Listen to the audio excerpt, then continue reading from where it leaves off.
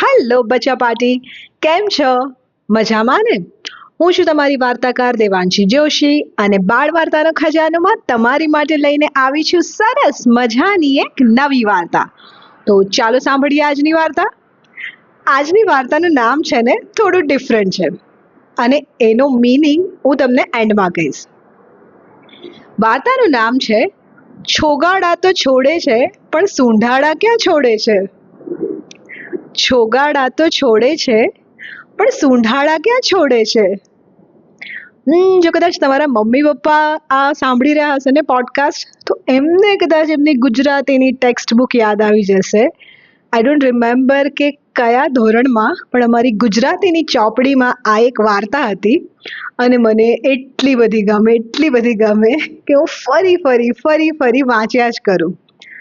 અને મારે તમારા માટે આ વાર્તા કરવી હતી ને, તો મને પણ ઘણી રિકોલ કરવી પડી કે એક્ઝેક્ટલી વાર્તા કેવી હતી. ચાલો તો સાંભળીએ, બહુ મજા આવશે.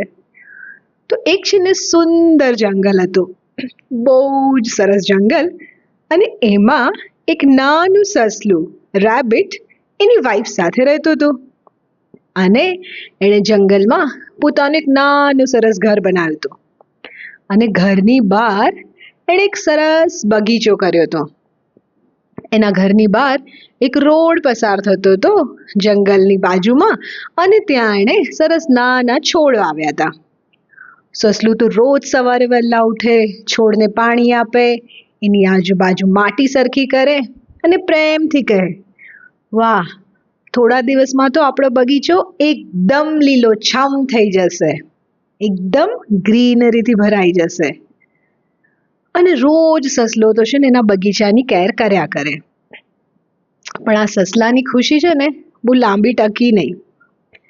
રીઝન હતું એક મોટો એલિફન્ટ, એક મોટો હાથી. હવે જે હાથી હતો ને, એ રોજ આ રસ્તેથી જ પસાર થાય. ધમ ધમ ધમ હાથી કેવો ચાલે. અને એના રસ્તામાં છે ને આ સસલાના બધા નાના છોડ આવે. ચાપ, એક પગ પડે અને છોડ ગયો.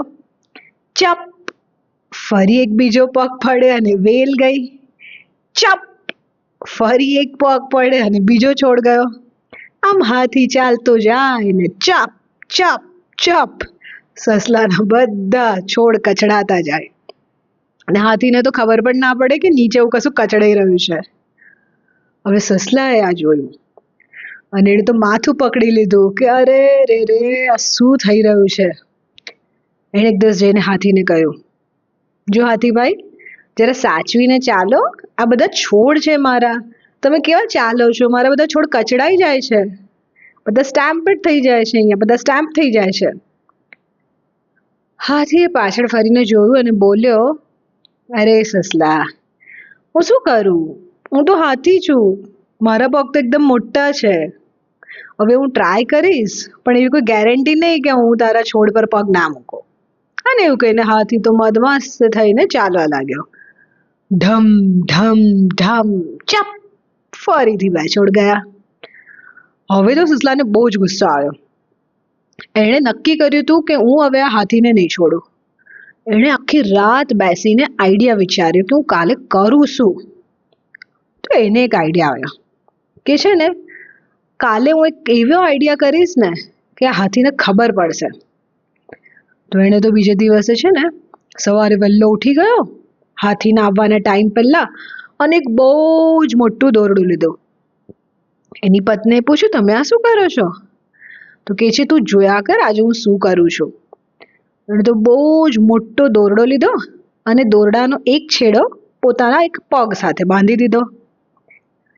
સસલાએ પોતાના પગ સાથે દોરડાનો એક કોર્નર, એક છેડો બાંધી દીધો અને જે બીજો છેડો હતો ને, એને દૂર જઈને રસ્તા પર ફેંક્યો અને એની એક લૂપ બનાવી દીધી.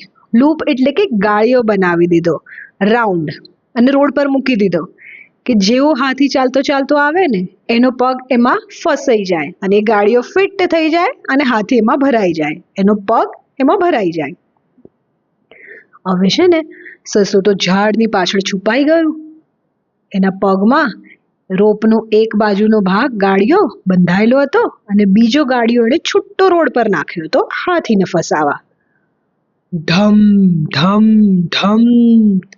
હાથીભાઈ તો ચાલવા આયા અને ચાલતા ચાલતા બગીચાના ઝાડ પચ પચ પચ કચડતા કચડતા ચાલ્યા કરતા હતા અને એટલામાં ફસ, હાથીનો પગ દોરડામાં ફસાઈ ગયો. પણ આ હાથીભાઈ તો એટલા મદમસ્ત ને અને એટલા જમ્બો કે એમને તો કઈ ખબર જ નહીં. એ તો પોતાની મસ્તીમાં ચાલ્યા જ કરે, ઢમ ઢમ ઢમ. હવે છે ને પિક્ચરાઇઝ કરજો કે શું થઈ રહ્યું હશે. હાથીભાઈ ચાલી રહ્યા છે અને સસલું, અરે સસલું તો પાછળ ખેંચાઈ રહ્યું છે હાથીભાઈની. હાથીભાઈના વજન અને કદ કાયા આગળ સસલાની શું વિસાત. એ તો ધીરે ધીરે ઢસડાતું ફૂલ સ્પીડમાં ઘસડાવા માંડ્યું હાથીની પાછળ.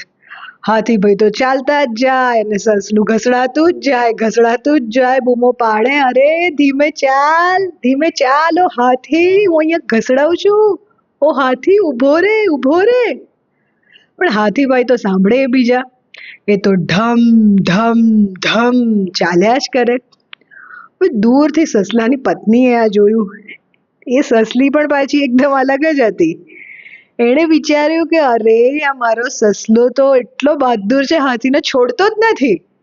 જો ને હાથીને લઈને જાયા જ કરે છે. તો એણે બૂમ પાડી, અરે રે છોગાડા, બસ કરો, હાથીને છોડો હવે તમે. અરે સસલું તો શોક થઈ ગયો સાંભળીને, કારણ કે સસલી એવું વિચારતી હતી કે રેબિટે હાથીને પકડેલો છે, પણ એકચ્યુઅલમાં તો હાથીએ રેબિટને પકડ્યો તો દોરડાથી અને રેબિટ તો ઘસડાઈ રહ્યું હતું.